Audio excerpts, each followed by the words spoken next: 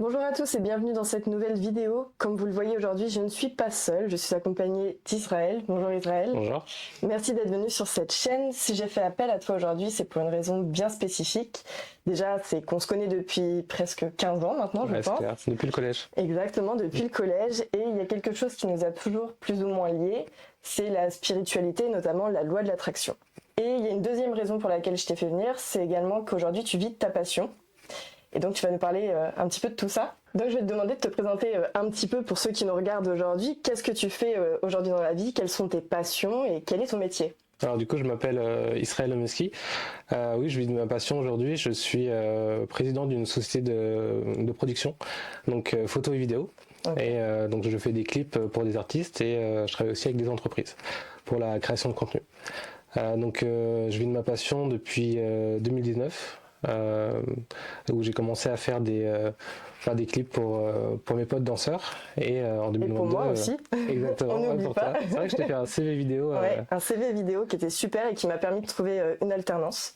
Du coup je vis de ma passion depuis 2022. On a créé la société et voilà, je kiffe, voilà, je vis ma meilleure vie depuis donc c'est grave depuis cool. Quelques années maintenant, c'est cool. Ouais. Et avant ça, tu faisais quoi? Avant ça, j'étais responsable marketing dans une boîte de leasing, donc rien à voir. Donc je faisais quand même des vidéos et des photos pour mon entreprise. Donc c'était déjà une passion en soi. Ouais, mais ça me faisait pas autant vibrer que ce que je fais aujourd'hui, forcément. Ouais. Et donc voilà, ça a été une reconversion assez facile, on va dire. Est-ce que toute ta vie, tu savais plus ou moins ce que tu avais envie de faire? Tu as toujours eu la photographie en tête ou tu avais une idée du métier déjà, genre quand tu étais au lycée par exemple? C'est après le lycée en fait quand il y a eu la période post-bac tout ça j'ai vraiment réfléchi et je voulais créer des pubs à la base. C'est pour ça que je me suis orienté vers un DUT technique de commercialisation et pendant mes études justement on nous apprenait des techniques de marketing justement pour être plus impactant. Donc j'avais déjà cette idée de faire des pubs, mais j'avais pas encore l'attrait pour les clips ou autre. Voilà, tout ce que je fais aujourd'hui. Voilà, à la base, je comptais faire ça pour des grandes marques et pas forcément pour des artistes ou autres. On parlera un petit peu plus tard du déclic qui a fait que c'est devenu ton métier. Ouais. Mais avant ça, j'aimerais bien que tu nous parles un petit peu justement de tout ce qui est spiritualité, loi de l'attraction. Ça fait combien d'années à peu près que tu es dans tout ce qui concerne la spiritualité? Ça fait, je dirais que c'est depuis 2015-2016. Ouais. Je pense que j'ai eu une prise de conscience justement quand je finissais mes études en me disant que je voulais pas m'arrêter d'apprendre en fait. Et moi je suis de nature très curieuse à la base, donc j'aime lire, j'aime regarder beaucoup de documentaires et en fait c'est comme ça que j'ai commencé.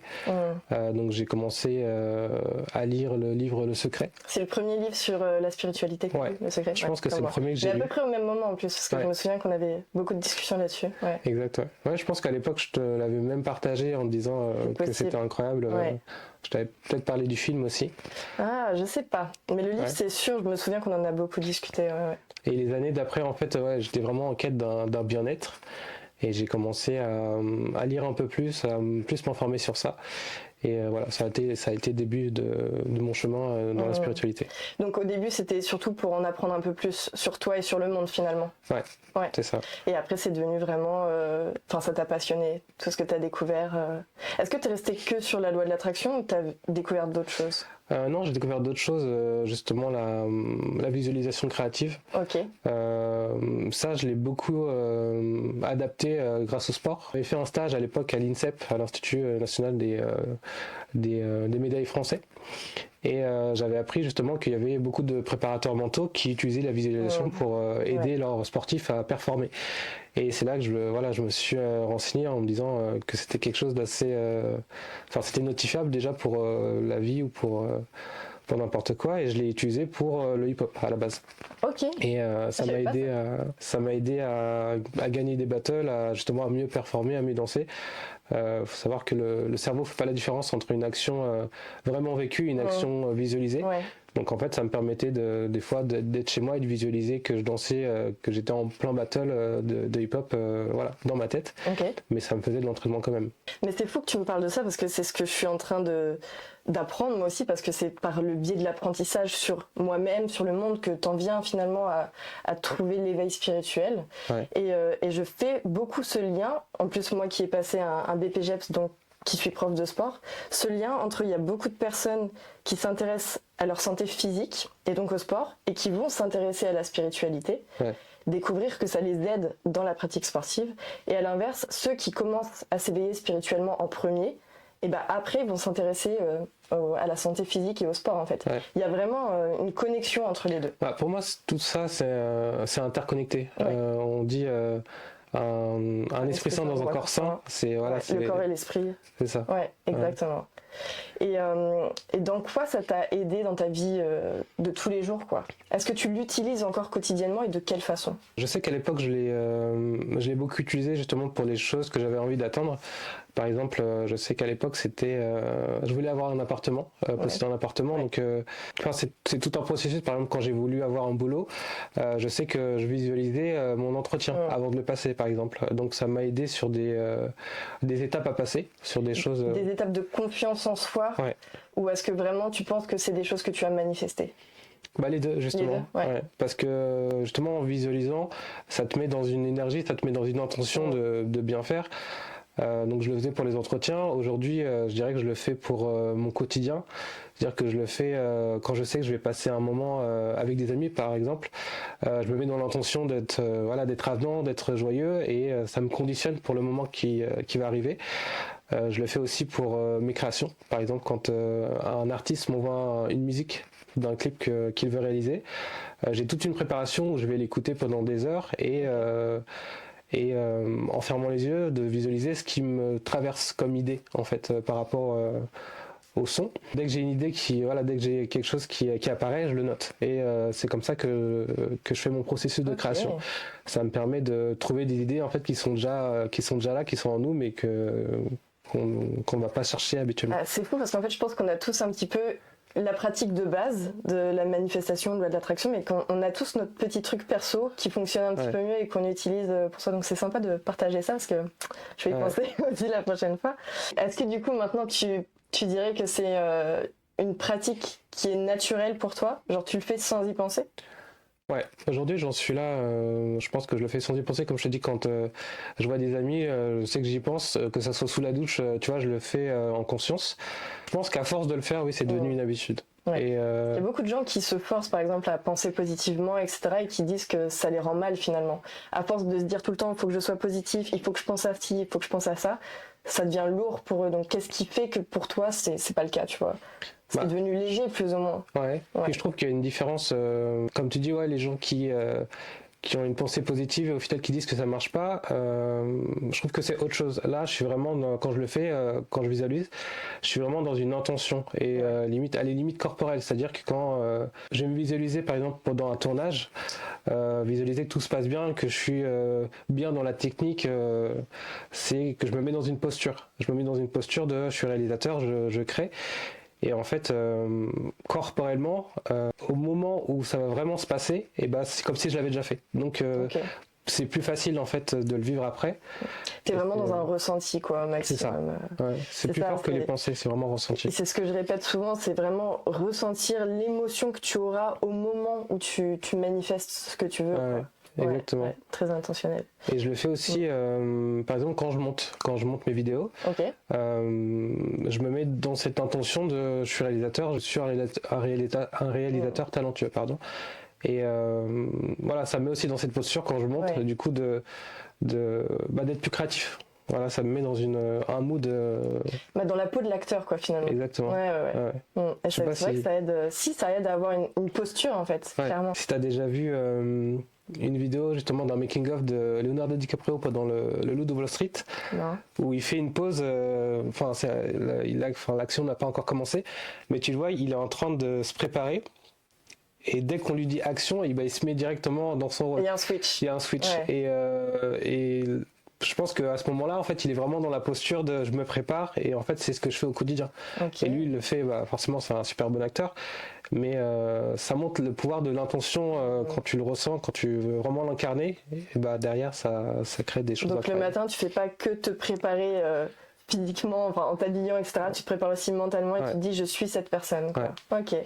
Il y a même une époque où j'ai, justement pour vraiment l'incarner, où je me réveillais tous les matins et je prenais une feuille et je notais comme un peu une punition, mais je notais je suis un réalisateur talentueux et je commençais ma journée avec ça. Donc tu as utilisé beaucoup de phrases affirmatives Aussi, ouais. Pour me conditionner sur des projets que j'avais, j'ai souvent fait ça. Ouais. Ok, trop bien. Et est-ce que dans ton entourage, tu connais d'autres personnes ou est-ce que ton entourage proche utilise la loi de l'attraction et dans la spiritualité comme toi actuellement? J'en ai pas forcément conscience et il y a des choses qu'on parle pas forcément avec les gens, mais oui, j'ai quelques amis qui sont dans justement, qui sont perchés comme on dit. Donc ils ont ces attraits là aussi. Mais je pense qu'on l'utilise tous un peu différemment. Moi, comme je t'ai dit, c'est beaucoup de visualisation, beaucoup d'intention corporelle. Je fais ça et j'ai aussi utilisé beaucoup de gratitude pendant plusieurs années. Ouais. J'avais des carnets, voilà, j'en ai un de 2016, j'en ai un de 2017, j'en ai un de 2018. Et ça, je le répète souvent, les carnets de gratitude, écrivez. C'est le pouvoir des mots, c'est le pouvoir de l'écrit. C'est tellement plus puissant que simplement de se le dire dans sa tête, quoi. C'est clair. Vraiment, tu poses le truc et tu sais que tu peux y revenir de temps en temps quand tu sais plus pourquoi tu peux ressentir de la gratitude, en fait. Les moments de down ou quoi dans ta vie, tu reprends tes carnets, tu checkes dedans et là, tu te rends compte que, ouais, en fait...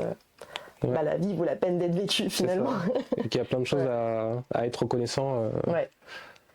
Est-ce que parfois tu te sens en décalage avec le monde autour de toi du fait d'être éveillé là-dessus? C'est un peu contradictoire, mais aujourd'hui je me sens beaucoup plus connecté aux gens avec cet aspect de la spiritualité. Justement, quand j'ai découvert la spiritualité, je me suis rendu compte qu'on était beaucoup plus que les simples humains. Et c'est là que je me suis rendu compte aussi qu'on était tous connectés. Okay. Quand on parle même d'énergie, par exemple, dans la spiritualité, c'est déjà arrivé qu'on pense à une amie ou quelqu'un de proche et que cette personne nous appelle directement. Et oui. Et ça, voilà, ça m'est arrivé plusieurs fois avec ça d'ailleurs. Ouais. Mais tu vois, ça prouve qu'en fait, il y a un champ d'énergie qui est là et qu'on est tous connectés. Donc, j'ai peut-être eu un décalage au début quand j'ai découvert ça. Mais après, ça m'a plus connecté aux gens que l'inverse.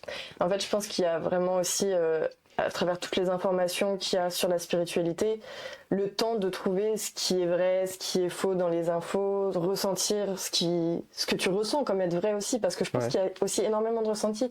Personne n'a finalement la vérité extrême. La réponse, On voit beaucoup de choses passer et au final des fois on s'y perd aussi. Moi je sais qu'à un moment je me suis perdue dans les infos et c'est la période où j'ai lâché un peu tout ce qui était spiritualité parce que je savais plus. Il y en avait trop. Et j'arrivais plus à ressentir vraiment. Et quand je suis retournée dans la loi de l'attraction, quand j'ai relu Le Secret, c'est reparti en fait. À chaque fois c'est ce livre.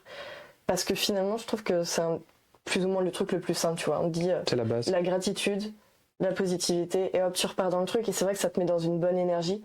Et après, tu repars. Et l'énergie, en fait, ça, je crois que c'est la clé un peu de tout. Ouais, c'est clair. Et du coup, si on repart un petit peu par rapport à ton métier avec tout ça, est-ce que tu penses que ton déclic pour te mettre à ton compte et vivre de ta passion, c'est lié à tout ce qui est spiritualité et loi de l'attraction? Ouais, je le dirais parce que ça a commencé par la méditation. Je pense en 2016.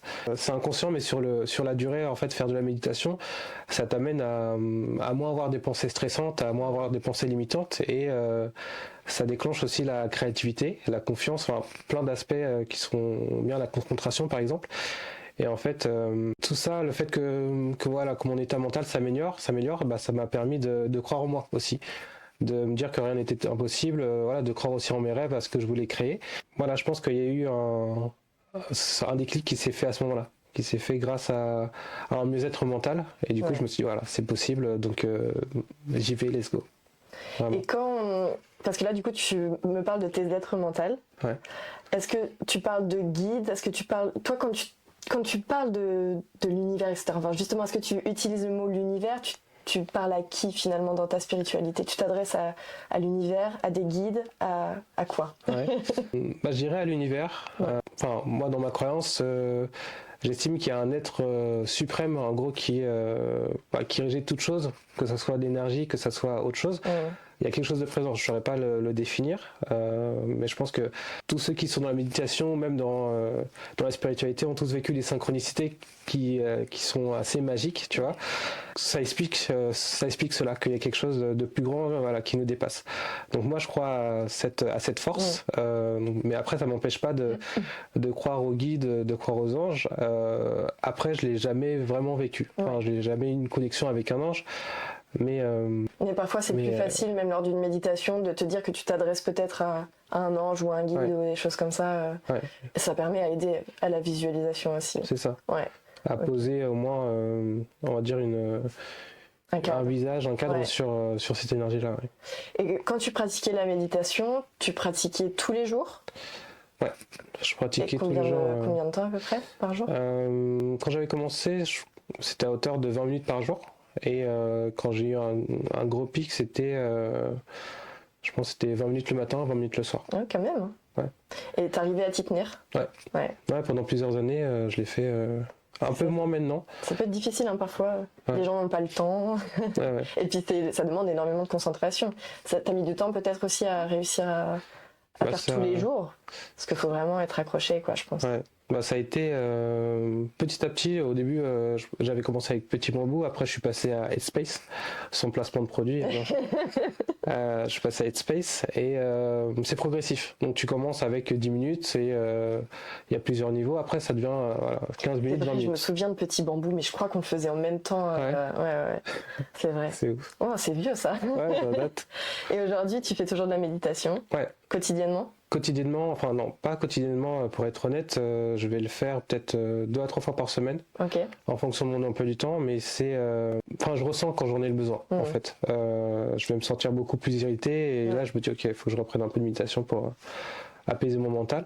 Je l'ai fait longtemps, pendant plusieurs années, et aujourd'hui je ne ressens pas le besoin de le faire tous les jours comme je le faisais avant. C'est-à-dire que j'ai intégré certaines choses, par exemple le moment présent, par exemple. Aujourd'hui, je le vis plus sans faire de la méditation, par exemple. Quand je vais être avec des amis, je vais plus observer, je vais plus être dans mon moment présent, je vais plus être dans le ressenti corporel. Et ça, c'est quelque chose que j'ai appris à force de méditer. Donc aujourd'hui, j'ai moins besoin de méditer pour avoir cet état-là, d'avoir cet ancrage. De te sentir présent. C'est vrai que c'est pas évident et que quand je fais un retour en arrière dans ma vie d'avant, je me rends compte qu'il y a beaucoup de moments où j'étais pas là, quoi. J'étais entourée de personnes et j'étais entourée de beaucoup plus de monde qu'à l'heure actuelle, tu vois. J'ai fait beaucoup de tri, je vois quasiment plus personne. Mais je sais qu'à cette époque-là, j'étais entourée de beaucoup de monde et qu'au final, j'étais pas là. J'étais là physiquement, mais mentalement, j'étais pas là, quoi. Et c'est vrai que toute la spiritualité, la méditation, ça aide à ça. Et tu fais quel genre de méditation ? Tu fais des méditations guidées ou juste la musique et tu visualises ? À l'époque, quand je faisais Headspace, c'était de la méditation guidée, mais c'est de la méditation de pleine conscience. Donc c'est sur le ressenti corporel, c'est de sentir sa respiration, l'inspiration et l'expiration, de ressentir son corps, de ressentir l'espace où tu es. Et dès qu'il y a une pensée en fait qui arrive, l'image, c'est comme un nuage en fait. Le nuage vient et laisser partir le nuage en fait. Et voilà, c'est ce type de méditation que je fais. Ok. Et donc là aujourd'hui, dans ton quotidien, tu te sens comment vis-à-vis de tout ça ? Est-ce que ça a vraiment changé ton quotidien, ta vie aujourd'hui ? Est-ce que tu es bien dans ta vie déjà tout simplement ? Et est-ce que vraiment ça t'apporte un plus et tu le ressens ? Ouais, ça m'apporte un plus justement quand je médite pas pendant un temps, je le ressens que je suis plus irrité. Que je peux être plus frustré par la vie, donc voilà, j'ai l'impression que ça me calme, c'est comme une thérapie, je dirais. Dans la gratitude par exemple, quand je le fais le matin, ça me permet de relativiser sur les choses dures que je peux vivre par exemple, et de me dire c'est pas si grave que ça, il y a plein de belles choses que j'ai dans ma vie. Et en plus c'est un exercice qui est pas facile. Si on propose aux internautes de le faire, vous allez voir que les premières fois ça va être compliqué de trouver des choses pour dire merci. À force de le faire, en fait, il y a énormément de choses pour qu'on peut dire merci, pour ses vêtements, pour la nourriture qu'on mange chaque jour, pour les amis proches qu'on a, pour se réveiller avec un toit au-dessus de la tête. C'est ça. Et ça, franchement, ça peut changer une journée. Vraiment de commencer avec ça. c'est des outils que j'utilise au quotidien et ouais, ça, forcément, ça change, ça améliore ma vie. Et qu'est-ce que tu répondrais à une personne qui te dit que tout ça, tout ce qui est spirituel, c'est du bullshit, c'est vraiment pour des personnes qui ont besoin de se rassurer dans la vie et qu'au final, c'est juste pour nous vendre des choses. Ouais. Je dirais à cette personne que c'est dommage qu'elle soit fermée d'esprit par rapport à ça, parce que tant qu'elle l'a pas testé elle-même, voilà, dire que ça n'existe pas, ça serait un peu erroné en mon sens. Je conseillerais à la personne d'au moins tester quelque chose qui lui parle, que ce soit la gratitude, que ce soit la méditation. Je veux dire, vas-y, fais un test d'un mois si tu veux, le tester. Et on en parle. On en parle derrière et puis voilà.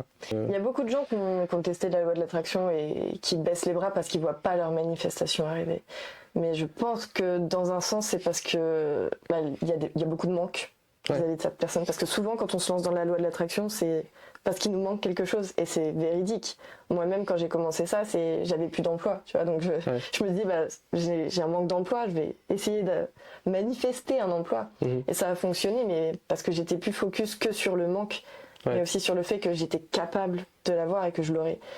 Mais oui, il y a beaucoup aussi de personnes qui testent et qui abandonnent, quoi. Je pense que ce qui marche pas, c'est le fait, comme tu dis, d'être dans la résistance. C'est-à-dire que ils ont un objectif, mais ils sont tellement ils sont pas dans le lâcher prise. C'est-à-dire qu'ils disent ça marche pas, ça fonctionne pas, et du coup ça éloigne encore plus leur manifestation. Et je sais que toutes les choses que j'ai eues en fait dans ma vie par rapport à la loi de l'attraction, c'est que c'est au moment où j'avais un relâchement en fait où j'attendais cette chose-là mais que je la mettais de côté, voilà, ça me prenait pas, j'avais aucune résistance par rapport à ça, et je sais que derrière ça arrivait en fait mais en fait c'est quand tu te rassures et que tu te dis mais c'est bon, ça va bien se passer, je le sais. Voilà, c'est exactement ça. Et parfois c'est difficile de se le dire, c'est sûr, genre si t'es endetté, que t'as des problèmes d'argent, c'est sûr que peut-être psychologiquement ça va être dur de te dire ok c'est bon, j'aurai de l'argent en abondance, tout va bien se passer, et je peux le comprendre. Mais dans un autre sens, c'est ce qu'il faut se dire, quoi. Donc c'est compliqué. C'est vrai que c'est une pratique compliquée. Mais c'est comme toutes les pratiques, il y a des extrêmes, faut pas aller dans les extrêmes de la loi de l'attraction. Je sais pas si tu vois ce que je veux dire, vraiment, quand t'es trop dedans, t'es focus que là-dessus finalement. Et justement, t'es à l'opposé de ce qu'il faut, vu qu'il faut que tu sois dans le moment présent. T'es pas dans le relâchement. Voilà, c'est ça. Si t'en veux trop, ils vont être focus sur il faut que je manifeste, pensée positive tout le temps, mais le mal de crâne. Non, en fait, faut que ce soit là, faut que ce soit dans ta vie, mais faut pas que ce soit omniprésent. Justement, dans le relâchement, il faut vraiment se dire, c'est comme une prière quand tu demandes quelque chose, que ce soit à Dieu, à l'univers ou autre. Une fois que tu as prié, tu as déjà fait la demande. Donc tu dois plus revenir derrière parce que tu dois considérer que c'est réalisé en fait.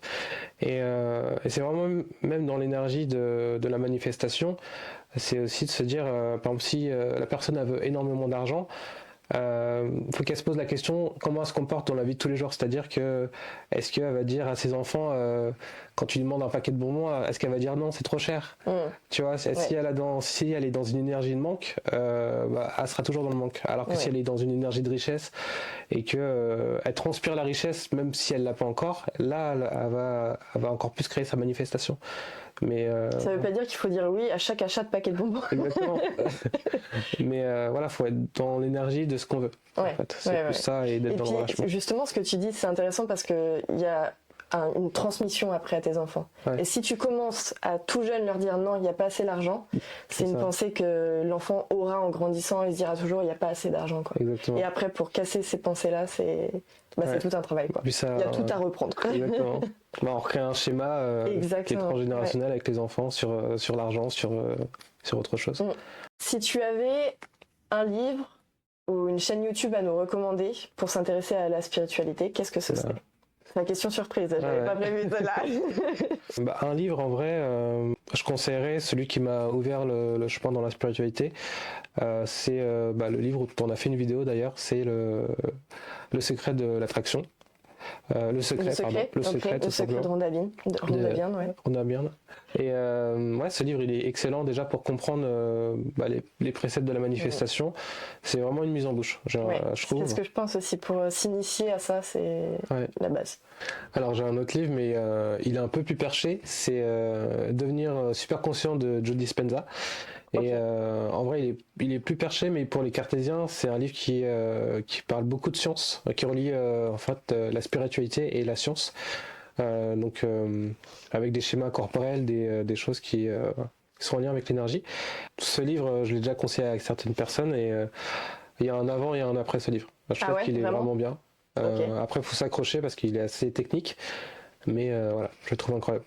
Donc, Devenir super conscient de Joe Dispenza. Devenir super conscient. Est-ce que tu as un petit mot, un petit conseil pour ceux qui nous regardent aujourd'hui? Ouais, carrément. Je dirais que pour les personnes qui recherchent un mieux-être dans leur vie, de tester, de regarder les vidéos de Laurie, toutes les vidéos qu'elle a pu faire depuis maintenant, de s'intéresser, de voir s'il y a quelque chose qui peut les intéresser, que ça soit la méditation, que ça soit la visualisation créative, la gratitude. Il y a plein de notions dans la spiritualité qui peuvent être adoptées au quotidien. Il y a plein de choses à tester. C'est ça, pour améliorer sa vie. Et voilà, nous moi on va en tester une, mettre le pied dedans et voir si ça nous convient. Et voir la technique qui nous convient le mieux et pas hésiter, quoi. Bah, je vous garantis, en tout cas, je sais que moi personnellement et d'autres personnes, ça a vraiment changé leur vie. Donc voilà, je vous le conseille, c'est une bonne chose à faire.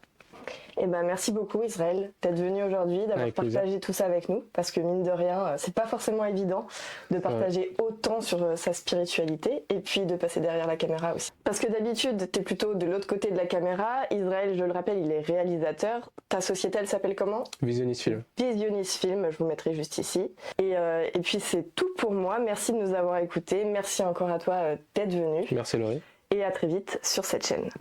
Et abonnez-vous.